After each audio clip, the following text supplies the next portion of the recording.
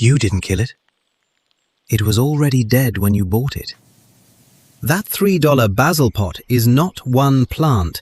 It is up to 15 seedlings crammed into a 4-inch container, scientifically engineered to choke each other out within 7 to 30 days. In almost every case. In the next 10 minutes, I will show you exactly why it dies and the one 15-minute fix that turns that dying pot into unlimited free basil for years to come. You will never buy another pot again. Unlike every other basil video, I'm going to show you the peer-reviewed science, including one number that changes everything. 0.48 versus 0.04. Stick around. First, the commercial reality supermarkets don't talk about. Why every basil pot is biologically designed to fail within a week of purchase.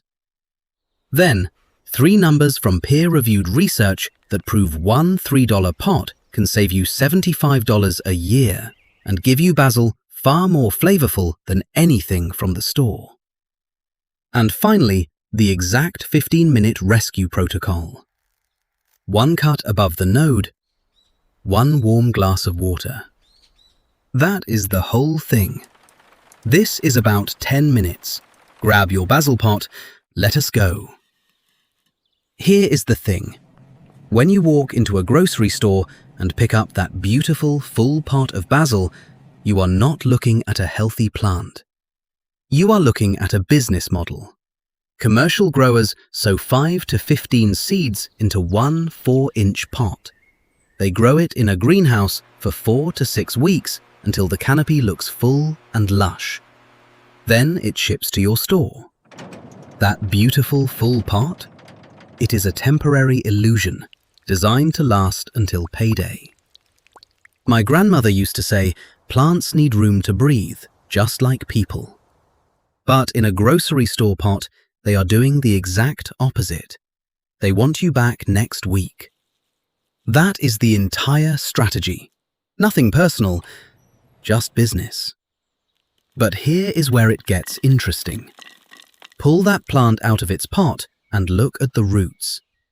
This is not one root system. It is 15 of them strangling each other. Every single one of those plants is fighting for the same water, the same oxygen, the same nutrients in a space no bigger than a coffee cup. Without intervention, that pot collapses completely in 7 to 30 days. But here is something that almost no basil video talks about. It is not just the crowding that kills them. The plants are actively poisoning each other.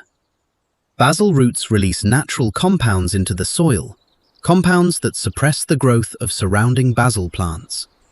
Scientists call this allelopathy. Think of it like a crowded elevator where everyone is uncomfortable and trying to push each other out. It is a biological cage match, and nobody wins. And if that was not enough, one cold windowsill finishes the job. Below 40 degrees Fahrenheit, basil suffers chilling injury almost immediately. So the crowding, the self-poisoning, and the cold. 3 strikes built right into the product. Your basil did not die because you are a bad gardener. It died because it was designed to. Now you know, and knowing is the whole game. So now you know why it dies. Here is what the research actually says you can do about it. And the numbers are pretty extraordinary. Number 1. Root mass. 1 glass holds a basil cutting propagated for 14 days. The other holds a seedling the same age. Peer-reviewed research measured the root mass of each. The cutting, 0.48 grams. The seedling, 0.04 grams. 11 times more roots in the same amount of time. That single number tells you everything about which direction to go. Number 2. The math that most people never sit down to do. If you replace 1 pot of supermarket basil every 2 weeks, That is 26 pots a year. At $3 each, that is $78. One $3 pot, handled correctly, replaces all of that. $75 a year, sitting right there on your kitchen counter. The lazy math works out perfectly. And number 3, this one surprised me. A 2021 peer-reviewed study on Genovese basil, published in the journal Foods, found that a second harvest increased total phenolic acids in the leaves by over 400%. Phenolic acids are part of what makes basil taste like basil. More pinching, more harvest cycles, more flavor, not less. Pinching does not just make it bushier, it chemically changes the plant. Your neighbors will notice the difference before you even say anything. All right, let us do this. I'm going to walk you through the exact 15-minute protocol, step by step. Grab your scissors. One quick safety note before we start. Basil itself is safe around dogs and cats, but those supermarket pots often contain slow-release fertilizer pellets in the soil. Keep the original soil away from curious paws and grandkids while we work. Step 1. Open the bag and gently pull the plant out. Do not squeeze the stem. Hold it by the leaves. Squeezing the stem crushes the vascular tissue inside. The plant can die even if the roots survive. Always hold by the leaves. Now you have 2 options. Option A, which I recommend if you are short on time, snip the top 4 inches of the healthiest looking stem, right above a node, and drop it into a glass of warm water. Toss the rest of the root ball. The node is that slight bump where 2 leaves grow opposite each other.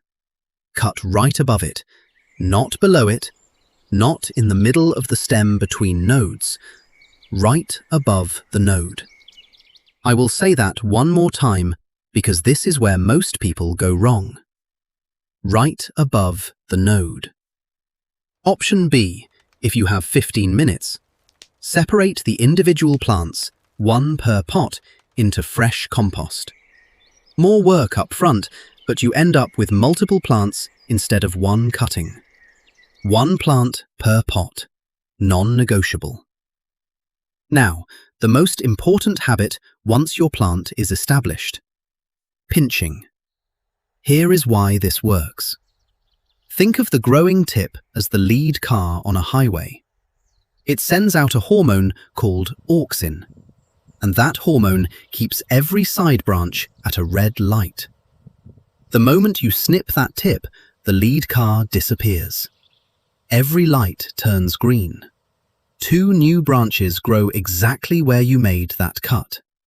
You get more basil by doing less.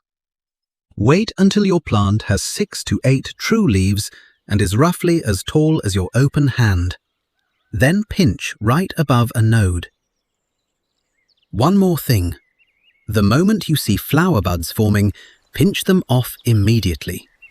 When basil flowers, it redirects all its energy to seed production, and the leaves lose flavor.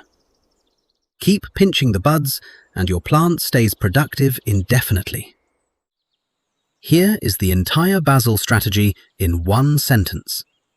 Pinch the tip instead of picking individual leaves. 1 plant per pot. That is it. The lazy gardener's way.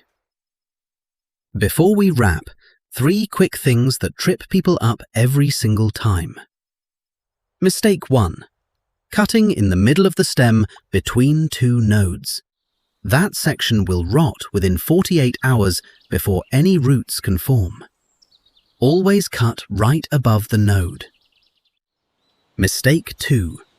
Cold water or a cold windowsill. Below 70 degrees Fahrenheit, root hormones slow down and bacteria move in. Keep your cutting in warm water, away from air conditioning vents. Mistake 3. Holding the stem when separating crowded seedlings. The vascular system bruises easily. Hold by the leaves every time. So, why does supermarket basil always die no matter what you do? Because it is a biological cage match. Up to 15 plants suppressing each other through their roots from day one. Not your fault, it never was. One cutting above the node, one warm glass of water. In most cases, roots form within about 2 weeks when done correctly. $75 saved every year, and basil with phenolic acid levels several times higher than anything you will find at the store. Lazy gardener rule one more time. 1 plant per pot. Pinch the tip instead of picking leaves. Do less, get more, every single time. Right now, go grab that basil pot. Snip the top 4 inches right above the node. Drop it into a glass of warm water by your sunniest window. Do it today. In 14 days, I want you to drop a comment below with a photo of those roots. And tell me how many plants were crammed into your pot. Let us see who holds the cage match record. Now that your basil is thriving, you will need the right soil to keep those new roots happy. Next up, I will show you how to stop buying potting soil and make infinite soil from kitchen waste. I will see you in the next one. Happy gardening!